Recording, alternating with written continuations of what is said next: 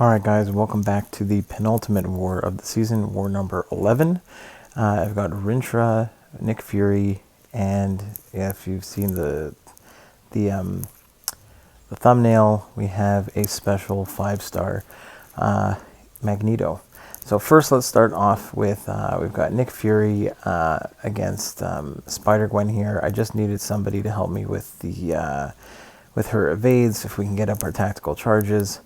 Then we don't have to worry about that, and we've got the extra life if we do really screw up, but the goal here was not really to screw up. We had 8 path fights. We actually I coordinated with the team. It didn't really work out for minis this war, but that's fine. We've had a rough go this season, and if we can just clear our path fights, and actually I think we added some Magneto House of X guidance pre-fights, and we were also able to add on get Odin pre-fights from another teammate for Iceman for path 9, so it all the coordination worked out.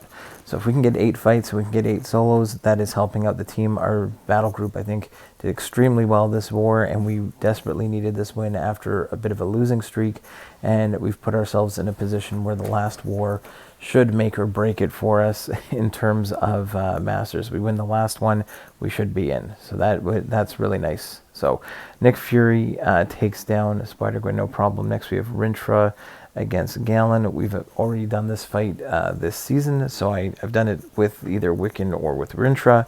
My rank 4 Wiccan on the main account is on defense. So we're bringing in Rintrah, and we just spam those special 2s, and it's really easy. As long as we keep the neutralize up, we don't let Galan get any buffs, we are good to go. There's another special 2, and we're just going to keep cycling those special 2s, and Galan will drop pretty nicely. There's always the potential with Rintrah to get those big crits. And if you do, it's a shorter fight, that's for sure. So, a little slow and steady, but again, we're just going for, we want safe fights, no deaths. That is the goal, okay? Plan everything in advance, and go in and execute the plan. That's what we got to do. Next up, so path 9, I've already got the Odin pre-fights for me. I don't need it for this one because this one's incinerate and poison. So Iceman alone is incinerate and poison immune. It's a void fight. We fought void with Iceman already this season. We're a global attacker, so we're doing some power burns along, because as long as we don't lose our ice armor, we're power burning him the whole time, every hit. And we just have to keep tabs. You can see I'm at 9 hits right here. I'm going to make sure that he tries to put his intimidating debuff on me. I take a few ticks of damage there, but then we get our 10th hit and it purifies. And so that's all I got to really pay attention to is the timer. So again, I'm at 17. It's about to apply. So, and I get a bait the special 2 into a counter, which pushes us over 20 hits. And again, I'm at 26. I'm going to wait and see. I'm not going to try and counter that special 1. I'm just going to wait and then go ahead, attack in, and we're, again, that 30 hit mark, we removed another one, and again, here at 40, we're just going to back off. Another one is going to apply, and we're going to get rid of it. So, very nice fight with Iceman. Next up is Sauron, and he's a global defender, so he would be gaining a lot of prowess. Prowess feeds his unstoppable or unblockable, I mean. So we want to keep that in check if we can keep, and because we're a global attacker, we can attack in, and he's not gaining his prowess. Because he's not gaining his prowess, he is not going to be able to go unblockable. And that is a nice thing with Sauron. It is the node where when we cross a bar of power, he is going to get some indestructible. So we do have to manage that, either try and get some damage there before we cross 1 bar of power, or in theory I could have gone to a special 3.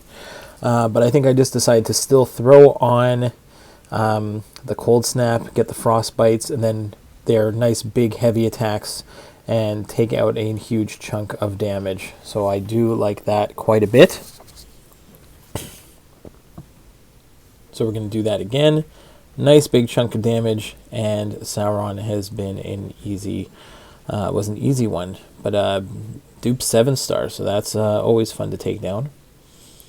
And this was again very good war for us as we try for our quest to finish in Masters. So this was a good step in the right direction here on the second last war here.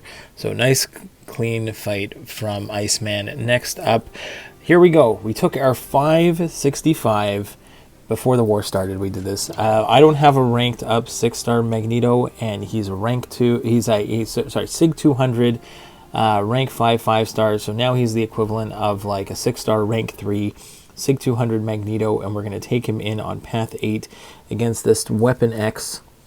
And we are just going to, I did a few duels again. I actually was looking up old videos, and I've previously done a Magneto against Weapon X in an old war video. So I didn't think there was going to be nothing too crazy. I can parry heavy and build up my prowess is what I should be doing. And then at a certain point, once he gets into his berserk mode, he is going to regen a lot, and I can't really prevent the regen there. So what I need to do is I almost need, now he's in the berserk mode, he's very aggressive, so I can attack in. There I'm just going to get a nice little special with my special 1 intercept, because if I keep attacking in, you'll see he's just going to regen most of this. So my goal is really more to play it slow, not too many attacks into here, and let his red charges there on the right hand side disappear. Because the more I hit into him, the more they're kind of staying. So if I dash back a little bit, every time I dash back a little bit, the charges are going down. So if I can keep him to about 50% here, while the charges eventually disappear, we're building up some power. So now he's down, he has no charges anymore. We can go back to the parry heavy game. There, I just took too long on my heavy, but now I can build up to a special 3, and he's slowly building back up to when he can start getting charges again. So this is great. I can get the charge. I take one little invulnerability. I had an invul boost on just in case, because we know that's happened before with Weapon X. He can be very aggressive, so having that invul boost helps. And there we go, the special 3. And he's just about finished. So we're just going to wait. There we go. One more tap in, and he's gone. And then we're going to go Magneto again against Infamous Iron Man on Rich Get Richer. So one, he's a metal champion, so when I back off and I put the magnetism on, I think I can bypass the node, as well as I'm going to be able to, as soon as I get off my first heavy attack here, I'm going to have buffs, and I'm going to have more than he does for the rest of the fight. So if I don't shut down the node, I will be gaining more power the entire time. Plus, again, I messed up that special 1. It's been a while since I fought an Infamous Iron Man, and I do have another one coming up in the final war. So this is a good practice for that. I'll most likely be doing, I'll be doing Magneto again, but in the other one, it's going to be, have to play Stun Immune. But that's fine. Very comfortable with that. Here, again, we're just we build up to a special 3. We're not going to be able to gain too many prowess against Infamous Iron Man, because he's going to reduce a lot of the chances that we can get prowess, so that's fine. Once I realize that, we're just going to go ahead, dump the special 3. There we go. We got up to like 12, which is fine. Get some bleeds on him, and get a decent chunk of damage. Now again, this is a 5-star, acting more like a 6-star rank 3, which for me, plus the boosts, is doing a very good job for me. So very happy with this. And this is a good way to use the Ascended Champions. Like if you have someone that I would normally use, and I only have on one account, I can take the 5-star up instead of the 6-star, save some resources, and still get the same amount of output. So here we have our Cassie against Spidey Supreme on One Eye Open and Shock and Bleed Hazard Shift. So we can get our nice little heavy counters. He's nice enough to hit into our heavy attack while the shock was on, and now while the bleed is on, we can just pound into the block.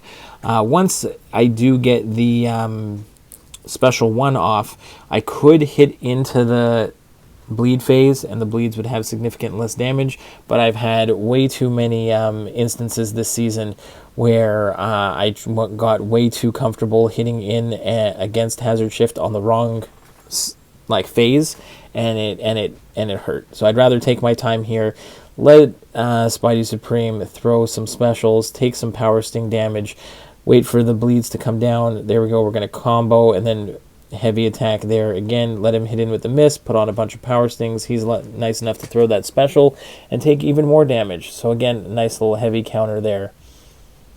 We got like 13 Power Stings on. So, and now here I'm just going to go balls to the wall at the very end, take a little bit of bleed damage, but it's the last fight with Cassie, and that special one takes out Spidey. And then my last fight for this war is going to be a Mantis. We had the Odin pre-fights put on in phase 1 by teammate. So now we are bleed, bleed, poison, incinerate, and shock immune for this Mantis fight, this chunky 7-star. The only thing to realize with Mantis, and I think it does happen in this one, she throws a special one. I try to hold block to prevent that. Here I am going to throw a special one, I believe, because I'm almost at 2 bars of power and I don't want to lose my ice armor. So I'm going to intentionally throw that special one, and now I'm going to try and time it so that when I throw the special one right here, right as her sleep is about to expire, and that works out perfectly. She throws a special 2, we counter, and again, she's a global defender, we're a global attacker, we're preventing all that prowess, which is preventing any potential power gain. And we can go ahead with another special one, and maybe a little heavy attack there to finish it off. So hope you enjoyed the war, guys. See you in the next one.